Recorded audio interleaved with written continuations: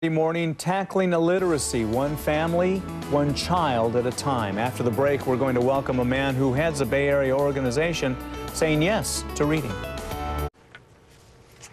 We are the most affluent and technically advanced country in the world, yet 42 million Americans can't read, millions more can barely read, a quarter of teenagers drop out of school because they can't read, grown-ups can't read prescriptions or take driving tests or vote because they can't read. Employers lose millions of dollars in productivity because of reading problems. Joining us this morning is Michael Lombardo. He's the executive director of Yes Reading, a nonprofit which teaches reading in school districts from San Jose to Foster City, and they're expanding to the East Bay. Welcome, Michael. Thank you, Isabel. It's great to be here. You know, we ought to define illiteracy for most folks. It is the inability of an individual to use reading, writing, and computational skills in everyday life. I guess one depends on the other. That's exactly right. Reading is the sort of bedrock of everything kids do in school. The saying among teachers is that up until 4th grade you're learning to read, and after that you're reading to learn. And so you can't do social studies, you can't do math, you can't do science, you can't do much of anything unless you have that strong foundation in literacy. And why, being such an affluent society, do we have such a horrific problem when it comes to being an illiterate nation? Well, basically, it comes down to the haves and have-not. When you look at these literacy statistics, what you see is that it disproportionately affects children from low-income families and children of color. According to the U.S. Department of Education, in the state of California, 90% of African-American and Latino children can't read at their grade level, and only 1%, Isabel, can read at advanced level. And so it's disproportionately affecting the families that don't have the economic means to have all the children's books in the home, to interact with the kids in a way that helps promote literacy. Well, and I think that's also reflected in two other statistics. 60% of prison inmates are illiterate. 85% of all juvenile offenders have reading problems. That's exactly right. And those probably walk hand in hand with the impact on low-income families. They don't read, they drop out of school, they end up in trouble. See, and one of the things that I think makes literacy different from other skills that kids are learning in school is the way it relates to self-confidence.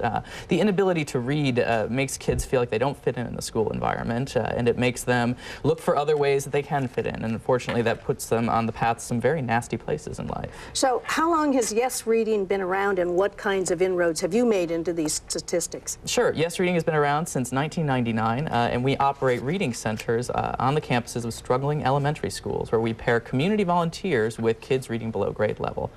With about a 90% success rate, we're able to begin to catch those kids up so that we make up for the reading skills gap that they come into the school with. So that's been measured. You are able to help them make up. That's exactly right. 87% of kids in the Yes Reading program last year narrowed their achievement gap. While they're enrolled in Yes Reading, the average child accelerates their rate of gain in literacy skills by almost 300%. So tell me how it works. Well, it's very simple. We recruit individuals from the community who come in, we give them a brief training, and we sit them down one-on-one with the child. We have a highly structured curriculum. They come in these neat little packets that have fun children's books in them, and it's sort of plug and play. Anyone could do it. It's extremely simple, and we pull the kid out of class for 2 one-hour sessions per week, and a volunteer works with the kid. It's just that easy. And the one-on-one, though, seems to be key. You're exactly right. The one-on-one attention that these kids are getting is, I think, the most important part of it. The curriculum is important, the skill that our staff have at the centers is important, but that one-on-one attention, getting positive adult reinforcement, getting an individualized learning plan, these are the most important things studies show in helping to accelerate the gains kids are making in reading. Well, it looks like also that when you start teaching from phonics, there's been, you know, such a controversy over to use phonics, not to use phonics. It was thrown out the door, and now folks seem to be thinking, no, this is the basic you need to start with. It's, yes, the reading wars, as we call them. We actually take what's called a balanced literacy approach, which means that we balance phonics with whole word, which is the kind of two warring factions in that. And so for the littler kids, we're teaching alphabets and letter sounds and decoding. We do use a phonics-based curriculum, but for the older kids, we're getting them to reading comprehension, we use a variety of different curricular sources so that the kids are really getting something that both is engaging and interesting for them, but also has that sort of, you know, very clear impact on their achievement. So quickly, let's move on to your latest campaign. You want to start the same effort, what, in East Palo Alto and in Oakland? That's exactly right. We actually began in East Palo Alto, and we're opening a second center there, and so we're doubling down in East Palo Alto, and we're expanding into Oakland for the first time. So we're looking for people to register as volunteers. As little as 1 hour a month, you can make a huge difference in the life of a child who's struggling to learn to read. Okay, and how many folks do you need? We need hundreds of folks. Really? Yes, that's exactly right. We'll have, if we meet our goals, we'll have more than 600 600 volunteers this New next year. volunteers? That's right, throughout the Bay Area. So please, you know, go to the website www.yesreading.org. It's easy, it's simple, and it's an enormously rewarding experience to work with a child. I imagine it is. I was looking. Oh, there it is. Yesreading.org. Okay. Any age? I guess this is great for seniors, right? It's one good thing seniors. Well, there are many good things that seniors can do, Isabel.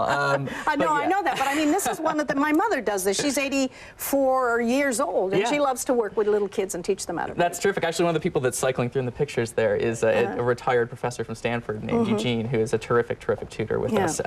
And so we see people from as young as high school age all the way up to, senior citizens. Yeah, so well, I wouldn't want to discourage high schoolers from helping out, so yes, it's a great experience for them, and it teaches them a lot of responsibility. So parents, get your kids in as well. Very good. Thanks, Michael Lombardo. The organization is called Yes Reading. They need you to volunteer, so go ahead and sign up now. Thanks, Michael. Thank you.